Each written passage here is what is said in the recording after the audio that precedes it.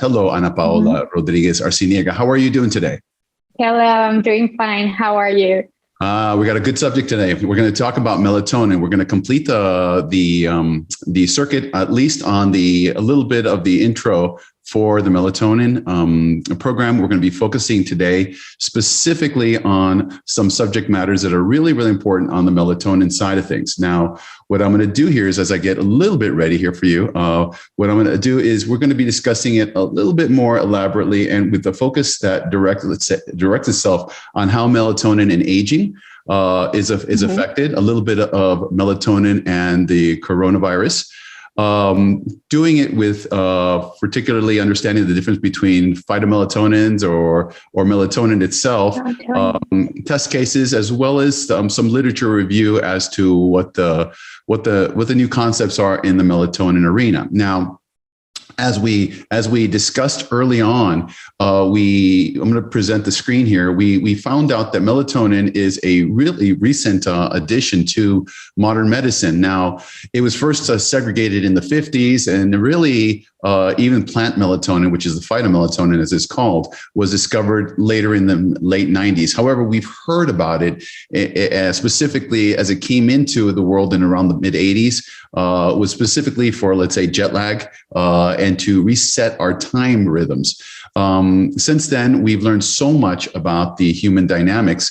And what has happened is as we've been able to see those things, I'm going to present my screen here. We've been able to understand the vast connection that melatonin has and brought upon the entire system. Now, last time we discussed that melatonin is not only a product that that affects the brain, and it's actually receptors are throughout the body, such as the eyes, the brain, the lungs, the heart itself.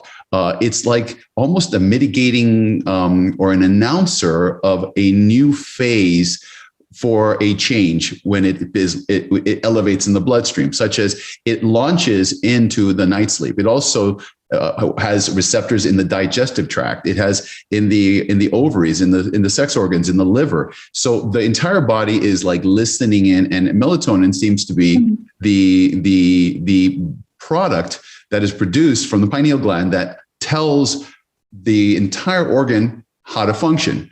Here's the crazy part. Now that we know that it's in our body and the receptors, we understand that how the vast areas that it affects. We're learning today also, not only there, but we can see, and we'll discuss this in a few minutes, how it actually is in different parts of plants. So different receptors, like let's say the leaf has certain receptors. So the stalk the roots have different receptors for melatonin. So this is a very important little chemical that really has a large, vast, dynamic approach in the things that it actually affects. Now, we know that it actually starts at early ages of a life cycle, and we're going to be discussing those particular dynamics. So as I do this, Ana Paola is going to be discussing a little bit as we interject here, and she's going to go deep into, not a little bit, but she's going to go deep into the subject matter as a master nutritionist and someone who individually works with a lot of patients, and she has a clinical practice. That's why we're both clinicians, and we both deal with people, and we're not someone that is stuck in a lab, though we appreciate that, but we have real life experiences with live individuals, and whatever we can do to help our patients and to bring them a better or a more normal life, okay, in today's crazy world, well, we're going to be making huge strides in their health processes. So welcome, Ana Paola. How are you doing again? You doing pretty good? I'm doing pretty good, and I'm ready to talk a little bit about melatonin throughout the life cycle, because it actually has a lot of information about it, and it is very, very well studied in depth. But actually, they have seen a lot of different reactions, and no one can really tell you how melatonin works. So, or how the secretion of melatonin actually is, or if that's like something constant during the night. So that's the main thing that we have to take into account. Anna, you mentioned something very important. Aspirin. People do not know how aspirin works, okay? Mm-hmm. In many ways, we know it's an anti-inflammatory, but the vast effects of it is different. Melatonin is the same thing. We are in the beginnings of the learning of understanding of what it is. So bear in mind, we are no longer in the position where it's new to us, but we are learning. We're learning about it. So you're going to mention here, where do you want me to go? Do you want to use this graph here, right here? Yeah, it's okay. So I want to talk a little bit about how melatonin expresses throughout the life cycle. And of course, we have to start as a baby.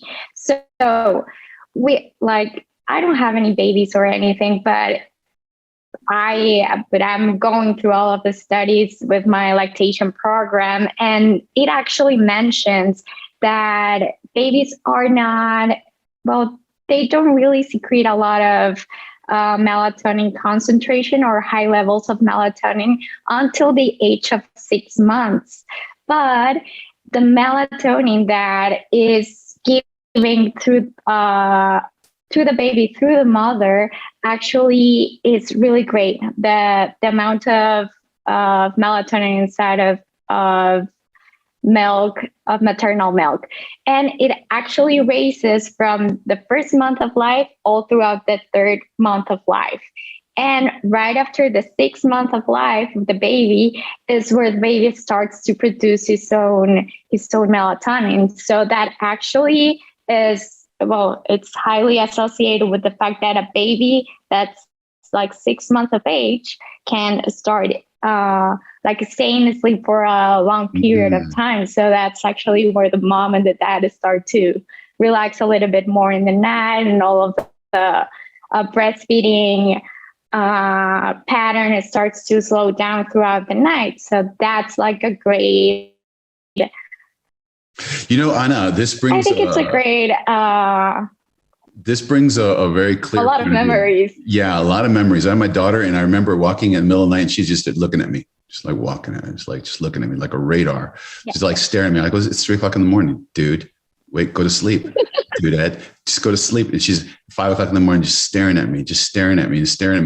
Man, she started screaming after about the 3rd week. And we didn't sleep till like 6 months after that. So at that point, it makes perfect sense that a baby does not produce as much melatonin. So where does the baby get the melatonin? Because they do get affected by the melatonin. Oh, from the mother's milk. So that's like a huge part of why you should breastfeed a baby, because I have never seen a formula that says melatonin, it contains melatonin. How much melatonin? We don't know because it actually fluctuates. And actually there's like a lot of information that says that melatonin starts to rise up from the moment of, from the 1st month of pregnancy all the way throughout the 9th month. So, and then it slowly starts to decline after the mom gives birth. So that's another thing. We don't know what kind of concentration or exact concentration the mother's milk has. And it actually fluctuates. In the morning, the quantities of melatonin are not that high. And all of a sudden, in the night, the breast milk has a little bit more concentration of melatonin on its content. So that actually is the melatonin in the 1st month that allowed the baby to fall asleep like briefly. So it's kind of, it might be an emotional connection. Of course, it might be a very high emotional connection and a clear emotional connection, but chemistry plays a big part of how a mother is allowed to provide that calmness to their baby. So it's very important. When you mentioned that, it really gave me a little bit of understanding as to the suprachiasmatic nuclei. I want to bring that in here a little bit here when we look at the anatomy of where the pineal gland is, which is the thing that produces it. Now, a lot of things that are It's in this area now, right in that area right there. If I can look at that picture, I don't want to make it too big. But what happens is it sits right behind the optic nerve chiasm. So it's called the suprachiasmatic nuclei. So it actually launches and is produced based on lighting that comes in the eyes. So and the reason I say that is because what you're talking about right now, specifically about maternal milk, okay, it's important that as these studies are revealed that, and women know this, that they basically start, doing, at least getting the milk ready in the dark, and actually it produces melatonin. Can you give some insights into that? Yes, right. It is very important. And this is something that it's kind of basic for us to know and for everyone else to know, to really respect the way that light enters into our life. So we have to wake up in the morning, go get sucked by all of the light from the sun, and then slowly throughout the day, we have to dim the lights down. We don't need to have all of these huge appliances with the light and with the screens turned on, because that will actually mess up your melatonin production. You're right. But what is actually recommended for the mother is that if they are using a breast pump, it is very recommended for them to actually differentiate the milk that is expressed in the morning and the milk that is expressed in the night, and to give that milk either in the morning or in the night. It's very important for mothers to respect those times when they are pumping. And if they choose to breastfeed, it's very important to make the last breastfeed in a calm, relaxed, and kind of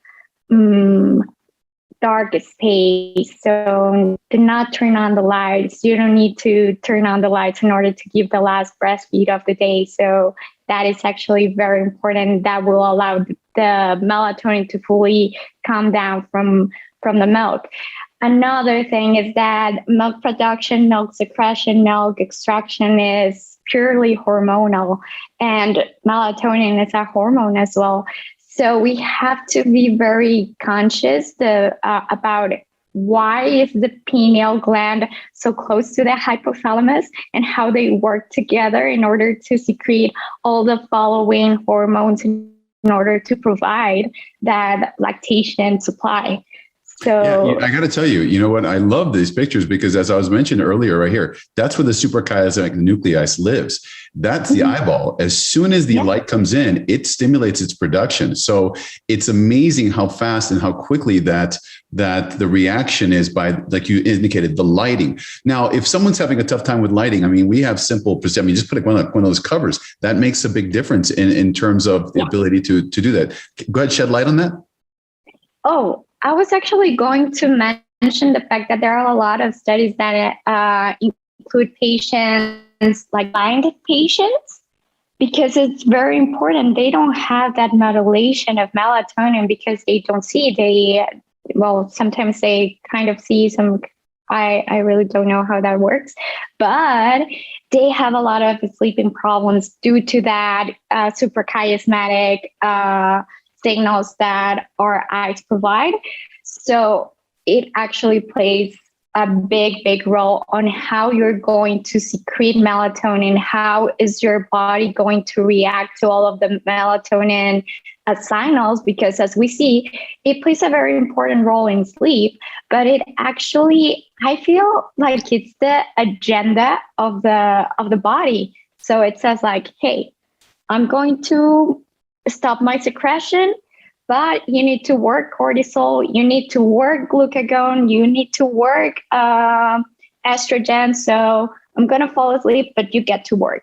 So it's the one that is actually giving the orders to all of the different tissues that have either MT1 or MT2 receptors. So it plays it's kind of a multitasking hormone. That's the way that I saw most of the studies called melatonin. It's a multitasking hormone. So it reminds me of the Ricola commercial, right? So it's like Ricola, right? You could hear like woo. It's like it launches, and everyone in the local town kind of starts hearing, okay, we got to do something, right? So as soon as you got that commando going off, we have a start of a militia of metabolism that is basically going out throughout the body. What doesn't escape me, Anna, in this process is how important it is from the beginning of life, and it changes and it adapts as we get older. Go ahead. Yeah. So actually, the highest level of melatonin were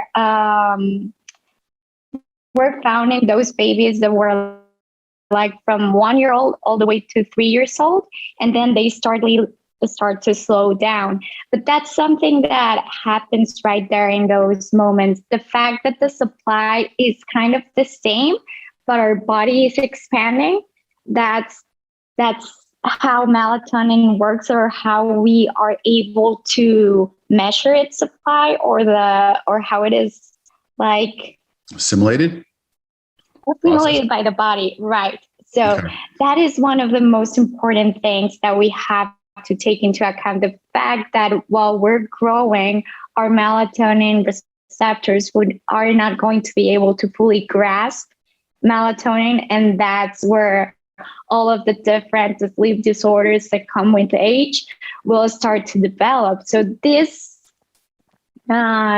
topic is just from the first years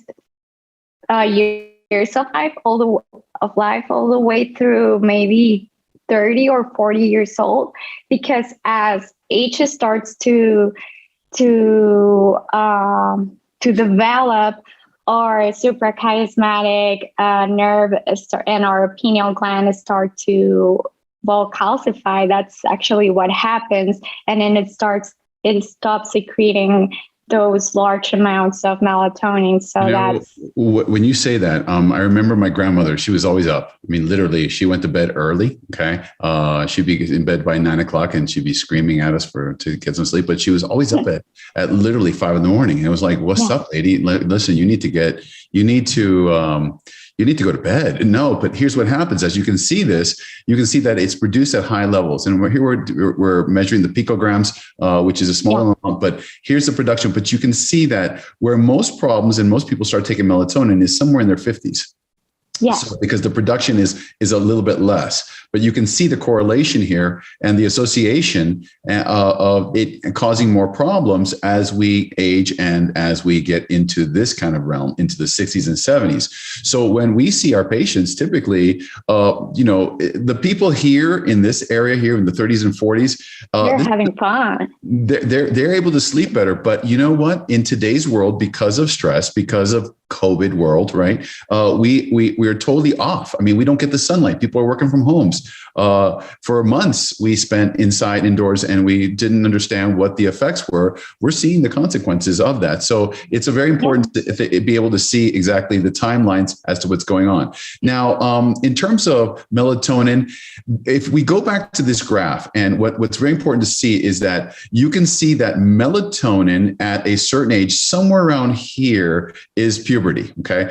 There is a signaling process that the body immediately goes down. So there's a lot of school of thought that discusses before puberty, the effects of melatonin. Can you add a little bit of knowledge on that, particularly, and drop some knowledge on us about melatonin in children?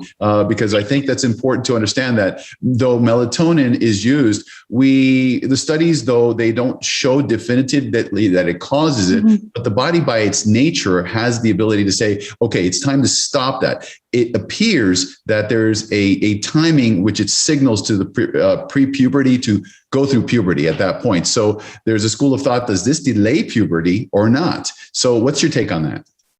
Well, actually, melatonin supplementation didn't show any kind of delayed development in children or prepubertal patients. So that's the thing that we have to take into account.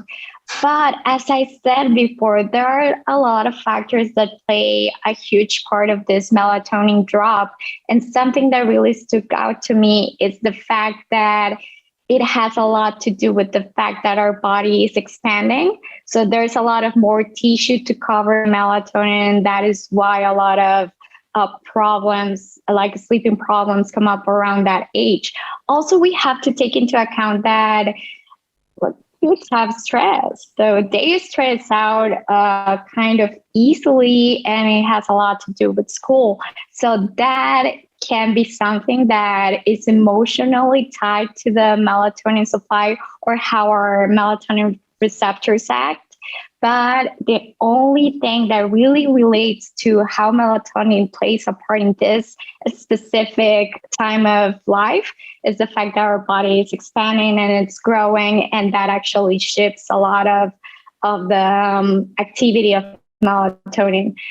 But as I said before, it is a very powerful hormone, and the fact that in that same state of life, we start to produce other hormones that actually help the sexual development of a child.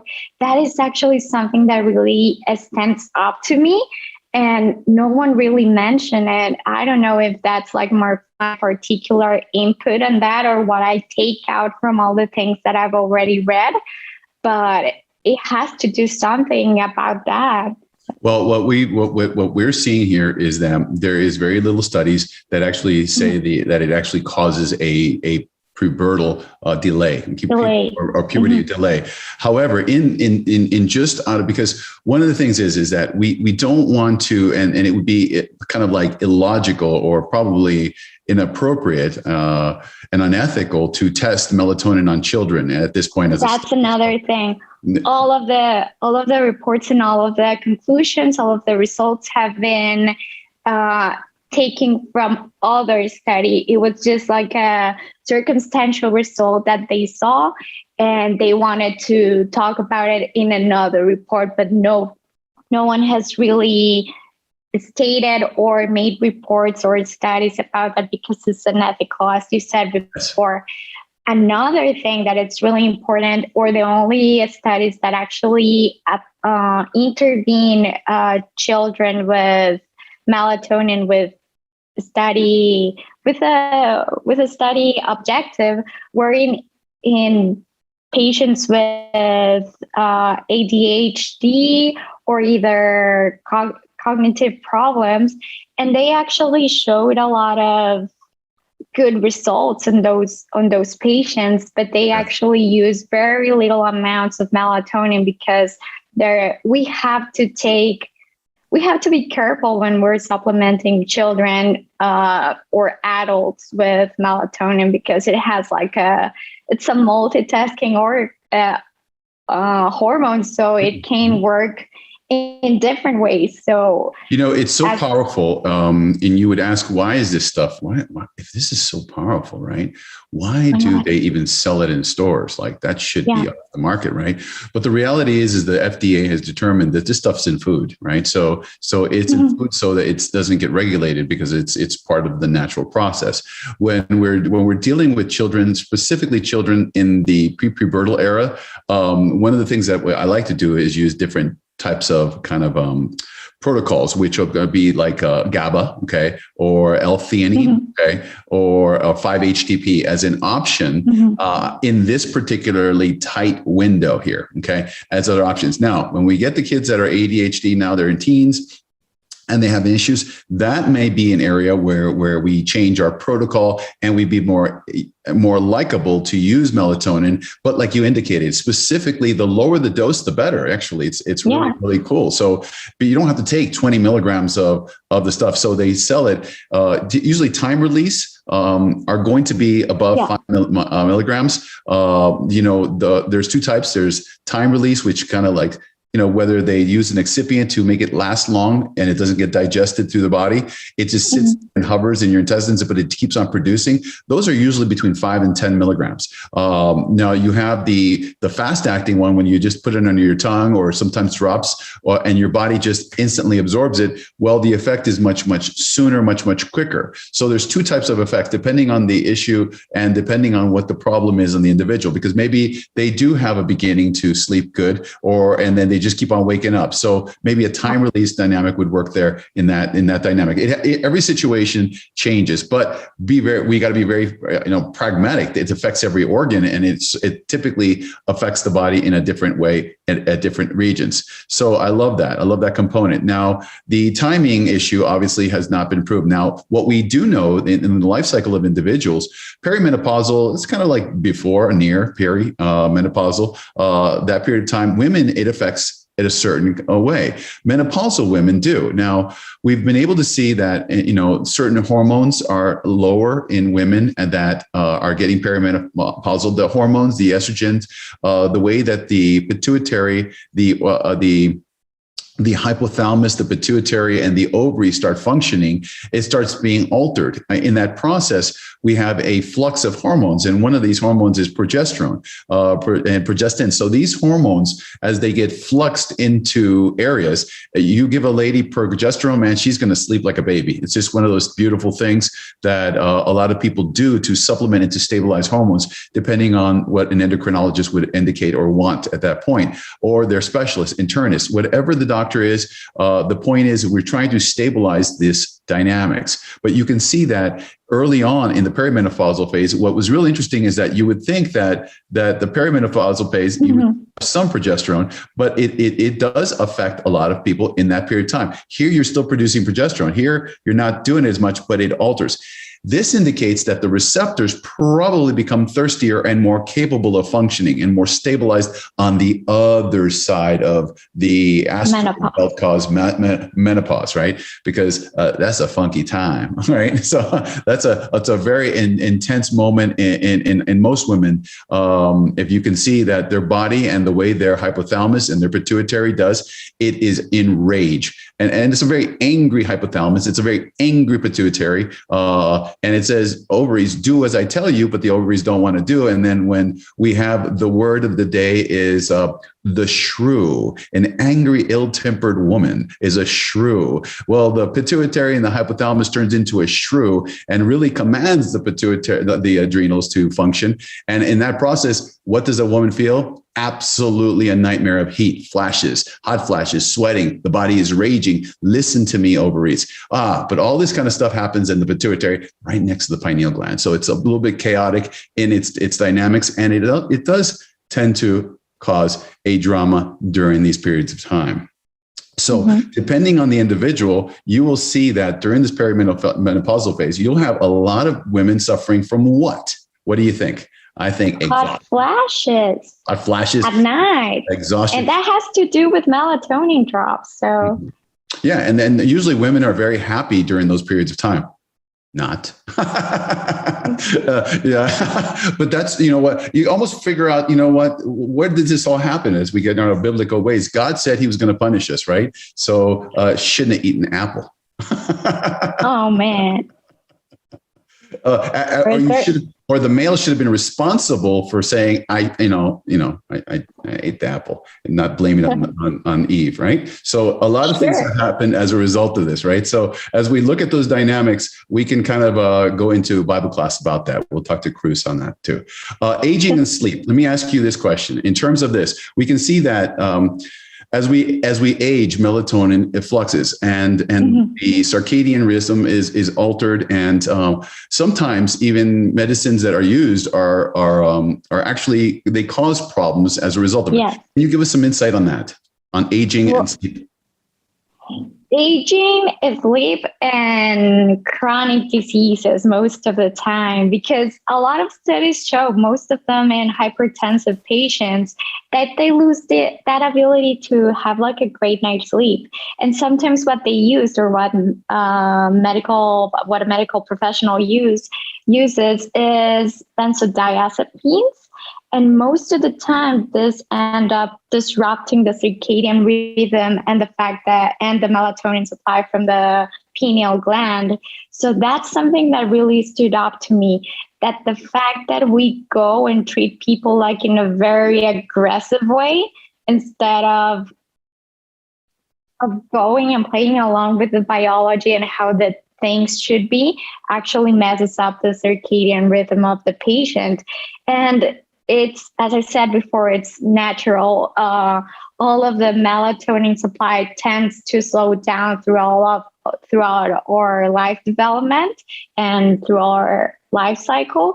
So yeah, it will eventually slow down. We will eventually lose the ability to produce that same amount of melatonin, or to get it, or for our receptors to work. But we can treat it easily with melatonin supplementation, and with just a small amount of it. And you mentioned something before that is really important, the fact that melatonin supplementation comes in a fast working kind of momentum right there, or it can either be with a slower supply of melatonin from that same, like a continuous release, right? Continuous release, yes, right. So that's the thing that it's really important. The fact that most of the studies support that the continuous release melatonin supplementation actually works better for better night sleep. It actually contributes to the quality of sleep, and it's associated with the fact that it can protect the brain, or mostly the brain, from deranging and from contributing factors that will end up being Alzheimer's disease. So I like that derangement. Look, there's derangement. I like that derangement. That's how I feel when you don't sleep. If you don't sleep, your brain doesn't function. Your sleep and the stages of sleep are important to be able to go deep into those zones through alpha, theta, gamma, and those beta waves. Different types of sleep are important for us. So to be able to start the process, to announce to the body, bro, it's time to start sleeping, right? So we got to go through almost a level of, and when we deal with melatonin and sleep, it's not only hand in hand, but we're learning that it has other issues, but it's important to understand how it affects the body in so many drastic ways. This is kind of like the mechanism that tells the body, you need to bring it down, bro. Okay. You need to bring it to the point where you need to go to bed. And if you don't, we're going to start having a reactive oxygen species. We're going to start causing inflammation. We're going to make your night a living whatever, and it's going to be a huge dynamic change. So when we look at this, it alters temperature. It alters the body's ability to raise its body temperature, its core temperature. So we know that the cooler we are, the better we sleep. So when you're in a deep sleep, you tend to get cool. If the melatonin doesn't reach at certain levels, you may increase your body temperature and wake up. So sometimes melatonin is even used, and we notice that in continuous release, it keeps the body temperature low, allowing you to go through the processes of just cleansing the body and going through the recovery stage.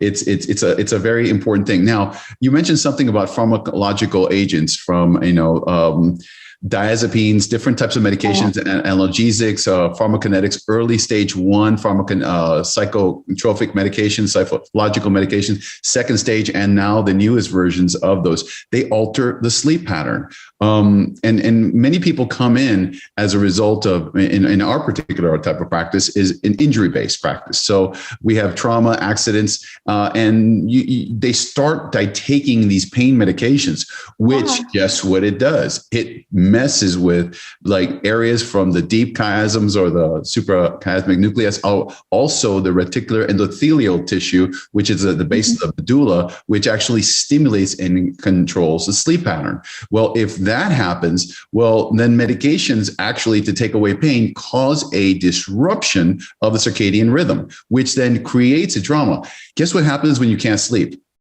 You become psychotic. right? Nobody. Yeah, right. Right. I mean, you lose your ability to focus. You can't do things that are natural. And then you have a lot of drama in life. Not only that, but you become inflammatory and susceptible to a lot of diseases, of which we're going to be discussing the implications of what melatonin does, even in the COVID dynamics. So we'll talk about that in a few. So those are the kind of thing. Why does melatonin stop with age? Well, you were mentioning that. You were talking about the calcification of the pineal gland. Pineal gland. Yes, right. Tell me a little bit about that. That's something that really stood out to me. Melatonin actually plays a huge role in the immune modulatory sense way.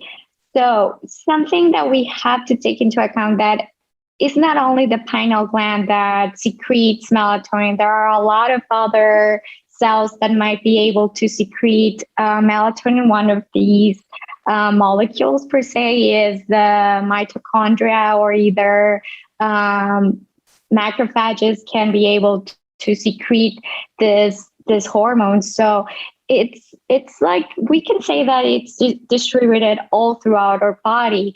But the fact that the main part of our body that controls the secretion of melatonin gets affected by calcification, it plays a huge part of it. And we can actually associate this with a lot of things right now. So it has a lot to do with the hormonal feedback that we have, and we have to kind of know that that's our limitation. That's like the only thing that they know about that. There's something going wrong with the hormonal feedback, but they just don't know what it's going to happen. Another thing that plays an important role in immune modulatory responses or either inflammatory responses is the fact that melatonin plays a role of a scavenger for reactive oxygen species. And once the secretion starts to slow down, then reactive species will eventually rise up to the matter, and all of this oxidatory process will come along.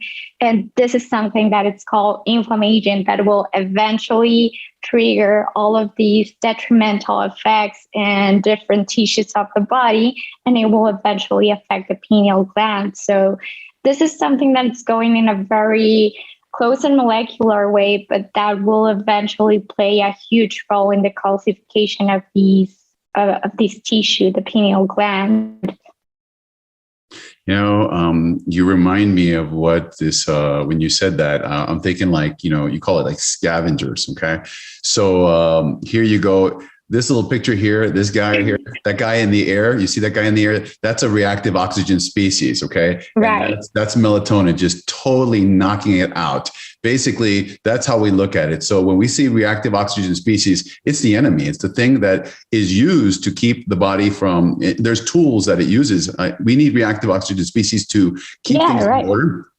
Like our body fights, our macrophages use it to destroy other bacteria, right? But when they go crazy, they got to be put out. Okay, just like that, man. And that's what vitamin A, E, C, D, all the antioxidants. This is what happens. They take them out. We need to have a balance. Otherwise, our body becomes inflammatory. And that's where we want to talk about this. Now, you mentioned that it has a multitude of effects in terms of it actually, if it's not appropriately, balanced out, you have, from a apnea, sleep apnea, stroke, these are respiratory disorders. They proliferate these hypoxic area in the pineal gland. That also causes the calcification you were talking about. Trauma to the brain also affects the way that the body produces melatonin. Alzheimer's, it also affects them. These individuals, their sleep's off. Anyone who's got some sort of neurotropic or neurodegenerative disorder, it can be affected directly by that. So not only does it affect individuals in a normal way, but we have to be very mindful of the understandings of what we have found out that it causes. Now, as you mentioned, even ibuprofen, these medications that we have here, you see certain alpha blockers for blood pressure, all these medications here, diazepam, Valium, Xanax. People even take that to relax, to sleep. To relax. The medication. Yeah, and that's the fact. Just imagine how the pathway goes, or this cascade goes. Like you're diagnosed with hypertension and you get put you get recommended to take a hypertensive drug, and this drug takes away your sleep pattern, and then you go and take benzodiazepine, and that plays the same role. So you're eventually going to have a delayed or either an advanced sleep pattern disorder, or maybe just lose your quality of sleep, and that will eventually come up with different factors in your life. You can either lose cognitive. You can lose your cognitive. I'm losing it right now. Function. Yeah. You need some melatonin tonight, right? I need to sleep. Well, listen, the truth is we're all suffering from that, but it's really good to understand that the night, inadequate darkness at sleep, cover your eyes. I mean, simple things like that. Just a simple thing, a nice little cover. I look like a freak when I'm sleeping. I have that little mushy, and when I can't find it, you know what I do? You know what I do? When I go crazy. No, I don't go crazy. I go get it. I'll go to get it on to that girl who basically took my stuff. It's my daughter, and she's probably wearing it, right? And she's probably wearing her big old fluffy one. And you know what? I just take it off her, and then I wake up, and she wakes up really pissed off, like really angry, because I took her thing, and that she don't like that, so she gets really angry. I don't know why, but I guess she gets angry when she doesn't sleep too. Insufficient exposure to light, going out and actually feeling the sun on our body not only produces a lot of hormonal reactions from our skin, but that light also sets the path and the pattern for our pineal gland to function the way. So if you live as a hermit and you work under computers all the time, well, you're eventually going to have some issues with sleeping. And one of the things that I don't care who you are. I mean, most of the kids are today, even the college graduates, PhDs, they love playing with games at night, right? That's how they met their friends. That's how they keep in touch with their buddies from college around the world. And they're playing arcade games late at night. It's kind of funny watching lawyers and doctors playing at night on their little, their little computers, and everyone's talking. I have one of those at home. Yeah. And they don't sleep. Yeah. And then what happens is they're like 3 o'clock in the morning, and then they're angry at everybody else because it's 4 o'clock in the morning, and they've just won their game. Right. So sleep matters. So it becomes a huge important thing. Alcohol, though it's a beginner of sleep because it relaxes people, it actually messes up the deeper levels of sleep. So it actually causes some issues. Adrenaline, when you have constant stress, cortisol suppression, cortisol suppresses melatonin. That's melatonin. Well, if you're getting chewed at or life is becoming difficult at work and you're always worried, well, now you know why you need some assistance in the process to reestablish the normal melatonin patterns.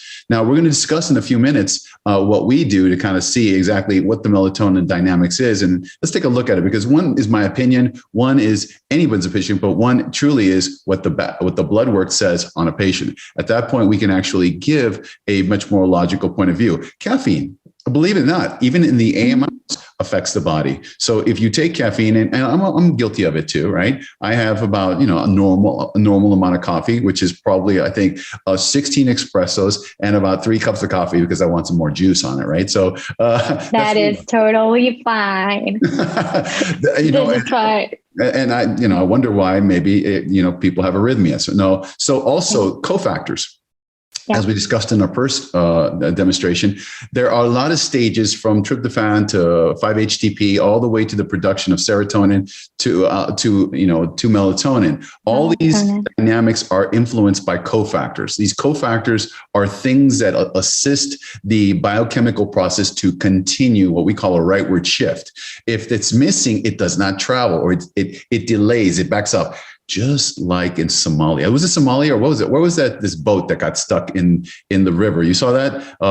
It was no, I don't remember, but Euphrates River, something like that, right? Where basically the darn thing backed up, and literally the whole world stopped, right? Because it was not. Little communication, all the Middle East and all all the medications stopped, right? So it goes to show you that if you don't have the right cofactors and the progression in a normal direction, literally all systems stop producing. One good example of a biochemical process is photosynthesis. For example, you need light, you need water, you need energy, right? If you don't have it, you don't have photosynthesis, right? It doesn't progress. Mm-hmm.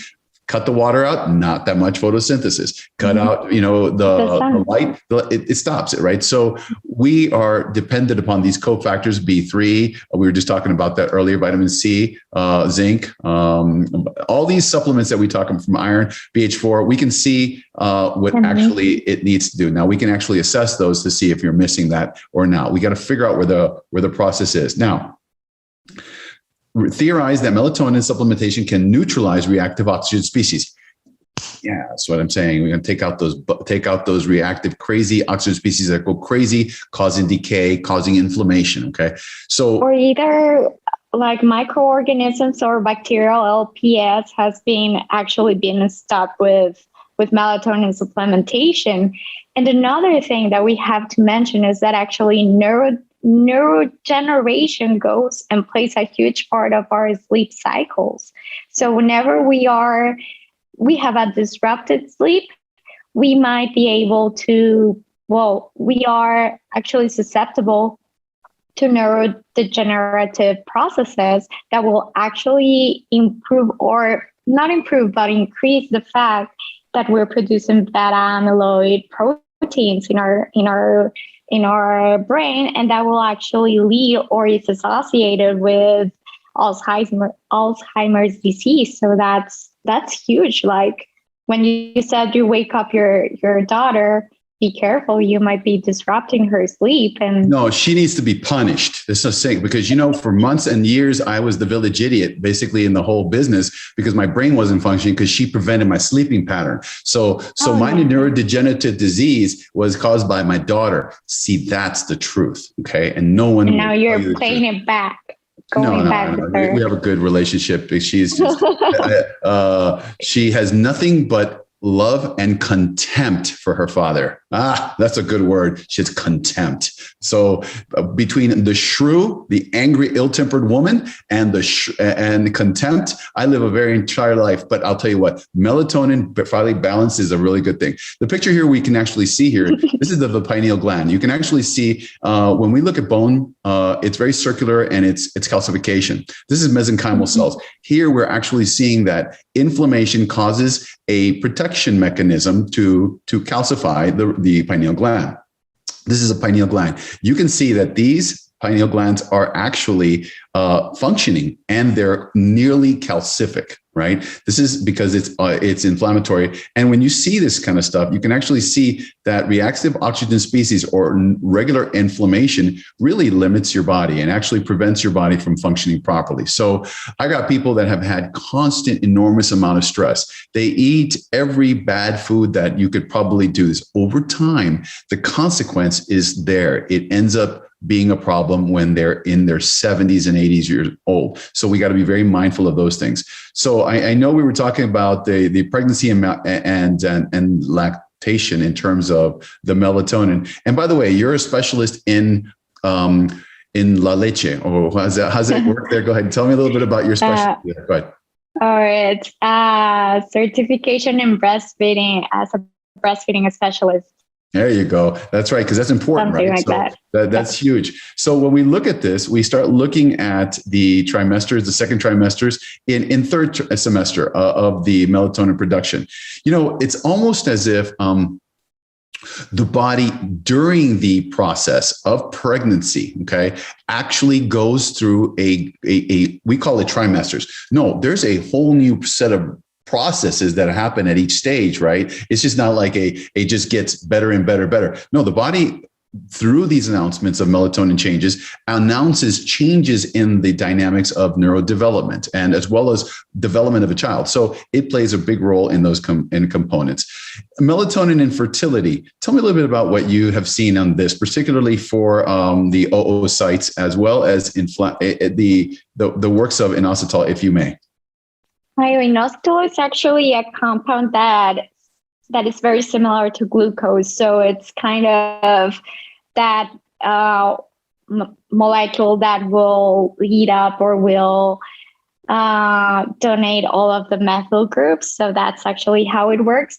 But a lot of studies have found that melatonin has a lot of benefits with fertility. So this, I really just can't tell you how it works. It's like a very specific thing for me, but it was actually found that the fertilization rate was 50% higher with the melatonin treatment. And as you see a little bit down there, the doses were not that high as long as they were supplemented with myo-inositol for 3 months.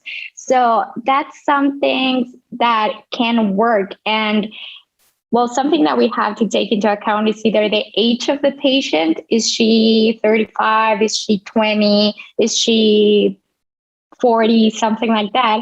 And that will eventually give us like kind of a blueprint of how to treat that sleep disorder or that slight melatonin insufficiency that she might have.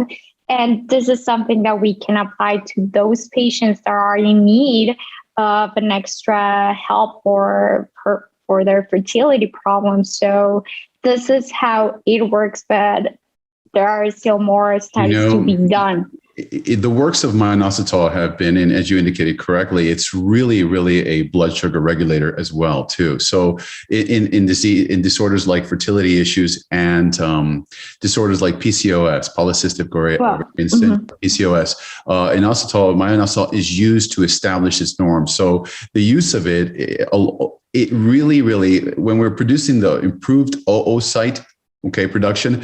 Well, too many oocytes are the follicles through as they go through the ovary cycle. And if you got more than 25, and you can actually see these things on MRI or even ultrasound, you can actually see them expanding. If it's that way, it's polycystic ovarian syndrome. So what happens is, as one of the components of it, using myo-inositol is a good dynamic that has been used in the past. However, this is one of those things that every person has an individual dynamics that we have to see. Mm-hmm. Let me go over to melatonin, lactation in newborns. We went over that. And let's talk about the foods area. So let's first understand that it's a ubiquitous molecule in nature. It's everywhere. Okay. And therefore, that's the reason that there's no control at the FDA level. Mm-hmm. It's everywhere. It's bioidentical to humans.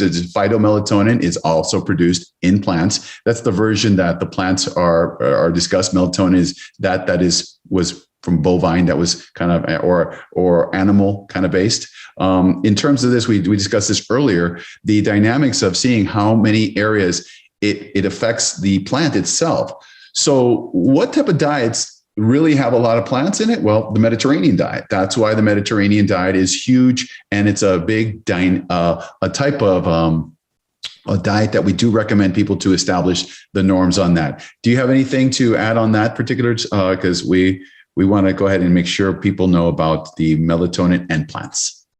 Well, something about melatonin in plants is that it actually regulates the growth spurt of these plants. So it actually works very kind of like the same in a plant than in a human. So when they say like, you're basically a plant, take water, take your sunlight and everything, it's like maybe melatonin has to do a lot on that. But yes, and something that actually stood out to me is that melatonin content actually is different in the leaves or either in the roots, and they fight radical oxygen species, and they can protect from an excessive UV exposure. So maybe I should start adding some melatonin to my plants in order to get some more growth from them. You know what? Yes. I was thinking the same thing myself. I'm a plant lover. I sit there and talk to my trees all the time. So, you know what? I was thinking I'm going to throw a bottle or two at them. Maybe that's the way to go. But yes, actually, there's a lot of plants. There is a lot of, actually, wine has been associated with a high amount of of melatonin. And as we said, that alcohol can actually prevent or delay our circadian rhythm, but we have to know that various plants and a lot of drinks and a lot of different foods contain certain amounts of melatonin. And we can get them not only from the pineal gland of a cow, like the first study in 1958, but we can get it from strawberries. We can get it from nuts, from berry nuts and walnuts. And actually, I think that the most important or the most the cereal that has the most amount of melatonin is rice. So there you have it. You can have a gluten-free diet and have good melatonin supplementation from your diet. So it's great. It's something that we can find. Yeah. My brother loves rice, man. He would always kind of like, when I come to the house and if my mom made arroz con pollo or whatever the thing was, you know what, that little punk was in the corner eating my food. And you know what, my mom would give me a plate, right? And she'd give me a plate. You know what he would do? He would eat off my plate. Well, you know what, Gus, you know what? I remember that. And that's why I didn't sleep so well, but that's okay. You can have all the rice you want, right? So sometimes we have to make sure that rice is very aware. Now, going back to this, sometimes if you're on a ketogenic diet, for example, and you're having a tough time sleeping, right?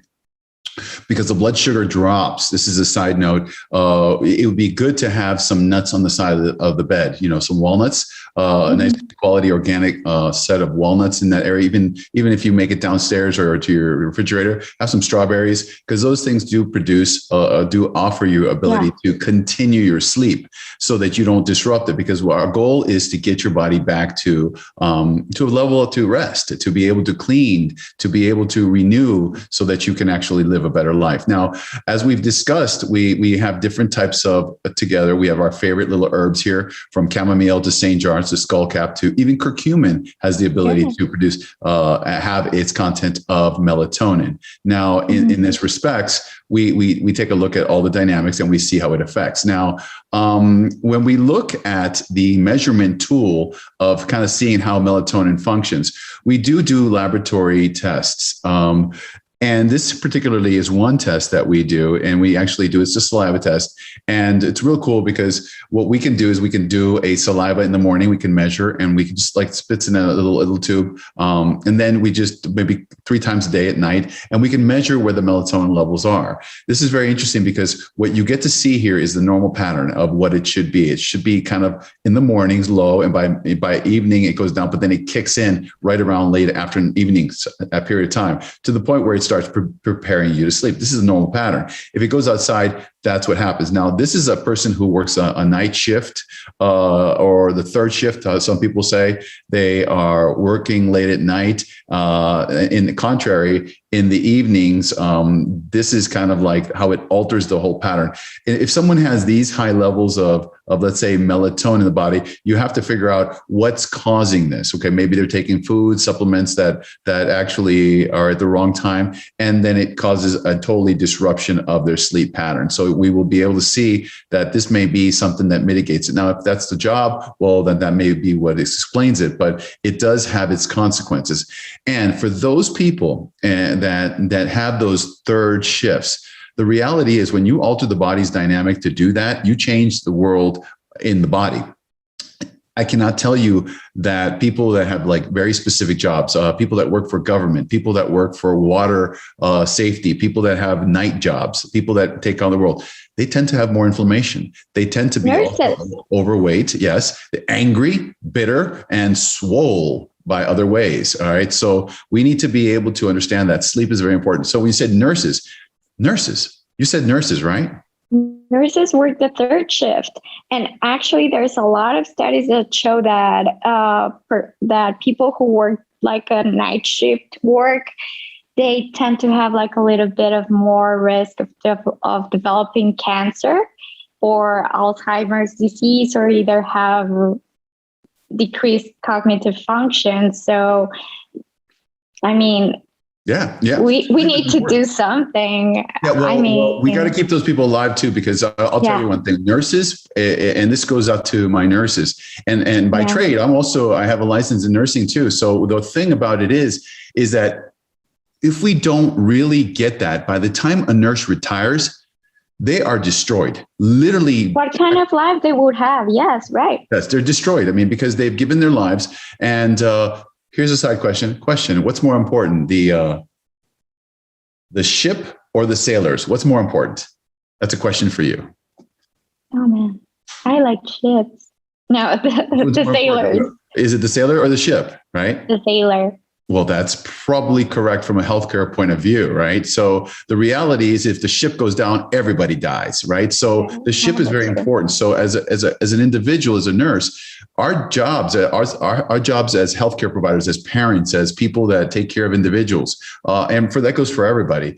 If we don't take care of ourselves, well, we are the ship, and then we destroy ourselves. And before you know it, we can't take care of the sailors, which may be our children or our family or people that are dependent upon this. So we have to really be mindful that we have to do what's right for our bodies. So walking in the sun is important. Maybe during lunch, instead of sitting inside the hospital, for example, go walk around the hospital. Walk around the hospital with your buddy, and go talk about whatever of life. And then when you got some sunlight, and resets the whole mechanical biorhythm that's going on here. Now, what we promised here is we wanted to talk about a little bit of COVID and melatonin. So it's a really important deal. We all know that we had this in America, we had this really not too well-known president, Mr. Trump, right? He wasn't too very popular, right?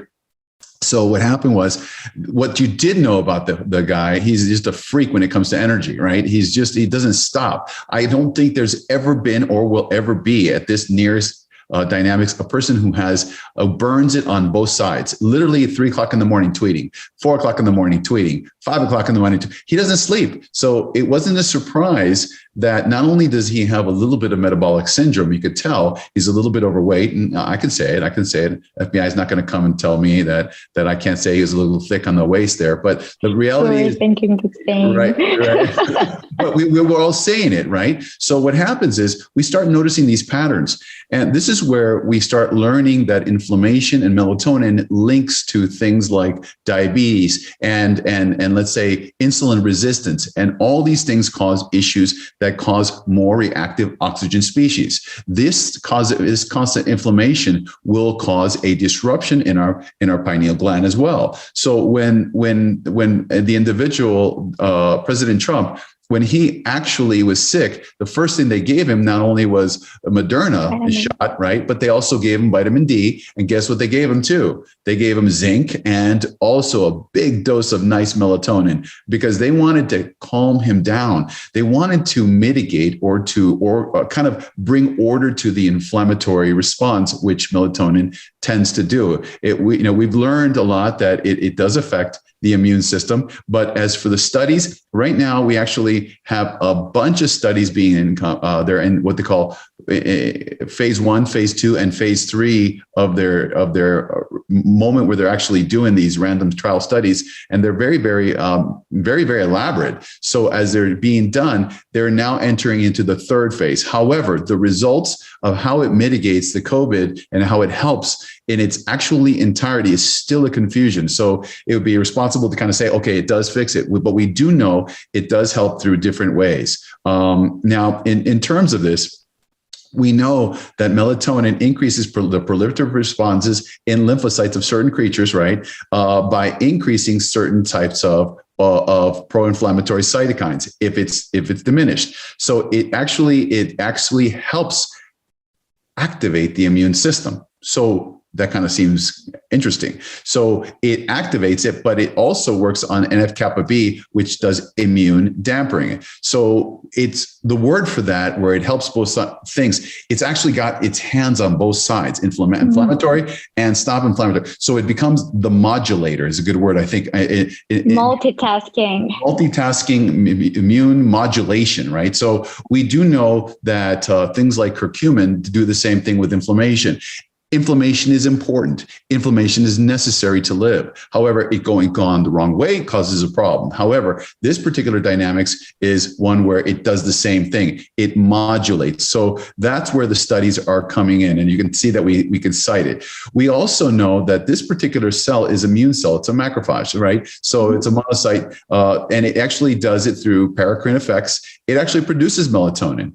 Oh, isn't that crazy? Our body produces it at different areas of the cellular metabolism. So this is very important to understand that even our own innate immune system has the ability to produce melatonin. So as you can see, world of 1980 was it helps you with sleep jet lag, right? Now we can see that it affects a whole lot of shebang, right? So as we kind of we start noticing, this is a thing that you love about. You love talking about inflammasomes. Tell me a little bit about the inflammasomes. NLRP3 inflammasomes. Well, actually, this plays a huge role in the COVID pathogenesis, because this actually starts the inflammatory response, or the inflammatory cascade that produces interleukin-1 beta and TNF kappa beta.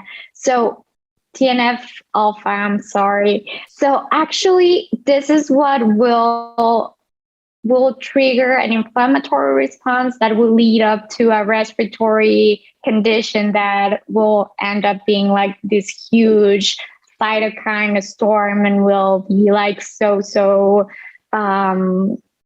it will actually affect the patient and will cause a huge inflammatory response. So what this happened is that melatonin can actually play a huge part as a scavenger of reactive oxygen species, because that is like the thing that triggers the NLRP3 inflammasome. So while the melatonin is taking out that ROS situation, the NLRP3 inflammasome can stay inactivated inside of the cytosol in the cell, and then all of the inflammatory processes will be delayed or even blocked, as you might say. But the fact that the virus is still there in the body could actually be something, and this can explain the fact that people might be positive COVID patients, but they do not have the cytokine storm effect. So this is actually what can cause that situation. Something that actually helps with delaying or blocking the NLRP3 inflammasome activation is the omega-3 and omega-6 ratio. Having a good omega-6, omega-3 ratio can actually improve the situation, but it's kind of a cascade. You know, when you were mentioning that to me, there's now people who are getting the vaccinations. They're seeing that there's an association, not a correlation yet, but they're making it that people who have a good night's sleep a few nights before getting the vaccination, they actually respond very well. That people that don't have a good night's sleep, they don't not only respond as well, but the immune reaction doesn't rise to the level that it titrates enough to be able to give them sustained immune response for the future. So in essence, the ability to actually sleep modulated by the monocytes and macrophages, the T cells, and they actually produce melatonin, right? This is a clear indicator of why the desire to learn about the associations of correlation and the causations of how melatonin affects the immune system are so important in today's world. We've known for years that it had to do a lot with RNA viruses and how the body was able to deal with it. But now with what has happened with us, we're actually seeing what's going on. So in terms of dynamics, we have seen trials with as much as 25 milligrams. Remember, we talked about most dosages are between 3 and 5. 25, you're given a huge amounts of doses. And even with that, we're noticing that pro-inflammatory cycle as well as biomarkers of stress are sustained. So even at high levels, people do survive really, really well. So sleep, inflammation, and mental health. Not too much can be ascertained as this component. And I mean that in a facetious way. You in sleep and inflammation really recovers a lot of disease processes. So not only does it help you with sleep, but it helps you recover and be able to deal with how your body interacts with the world. As practicing individuals, we look for cellular activity. We correlate things that we do in body composition. We evaluate body composition and inflammation. If a person is, let's say, a 40 BMI or a 50 BMI or even the 70, levels of body composition at high levels of inflammatory markers are noted. We need to address the melatonin issue in those individuals. So not only do we look at cellular activity, but how cells are working together. So we use different techniques, phase angles, different body compositions, water, total densities, to assess these kind of situations on individuals. So our goal is to kind of see how the body responds in inflammation, because if we don't have good rest. Well, we have inflammation, we have diseases, we have diabetes, we have sclerosis, we have neurodegenerations, as you mentioned, right? So that's what happens. Chronic systemic diseases, low-grade inflammation. We're in pain all the time. How's that sound, right? So we have an issue that started out with, let me sleep better, but no, we're stopping diseases, as you indicated. Cancers, okay? Diabetes, inflammatory, atherosclerosis. Arthritis. Yeah. Arthritis, right. Arthritis, arachidonic acid production, as you indicated with the omegas. There's a lot that we need to do and we need to evaluate. But when we assess our particular individual, we start seeing that not only does this stuff, we see how it affects the intestines. Believe it or not, serotonin and melatonin work together. Well, the gut makes it too. So it's one of those things where you can actually see it in the intestines. As you talked about LPSs, where lipopolysaccharides, the bacteria, those high inflammatory states are not kept in check. Without the proper sleeping or without the proper cycling, well, the body gets disturbed and fatigued. This leads to disease and disorder, okay? Or an inflammatory reaction that goes awry, because remember, it was modulating. So it's modulating. So it stops it from going too far. So as that kid wants to go out and run into the track, well, there's mom grabbing it. No, you don't. No, you don't. I don't want you to be a little boy that doesn't want to grow up, because you're going to get run over if you go too far. That would be the cytokine storm, which starts a whole lot of inflammatory reaction, specifically in the pulmonary aspect. And what we have SARS, and we have respiratory distress syndrome, when all of a sudden inflammation brings in fibroblasts, and before you know it, the fibroblasts close off the ability for the alveoli to breathe, and then there you go, a person who cannot breathe. They're just basically, the oxygen cannot transfer fast enough, and because of the excessive amount, they have a problem surviving, and eventually the lungs give out, and then we have the drama that we had before. So I know today we discussed a lot, but we can't stop by looking at what we have to do the most. We have to realize that I feel sleepy after looking at the picture. So, cats are one of those things that they give a lot of good energies, but there's no other creature that makes you understand or appreciate sleep like a cat does. It's like it lives entire life with sleep, and it makes it really, really get it to enjoy its lifestyle, because I'm sure a cat can teach us a lot about resting. So if you don't have one, get one, pet one. And if you have allergies too, then we'll watch them on TV and you can enjoy them that way too. So I hope that made sense. Anna, I appreciate you kind of going through this. It's pretty long, but it's a pretty important dynamics as it presents. And I look forward to being able to chit chat with you. Okay. So you have a good one. I'll talk to you. Stay there and I'll be talking to you in a second. Hold on.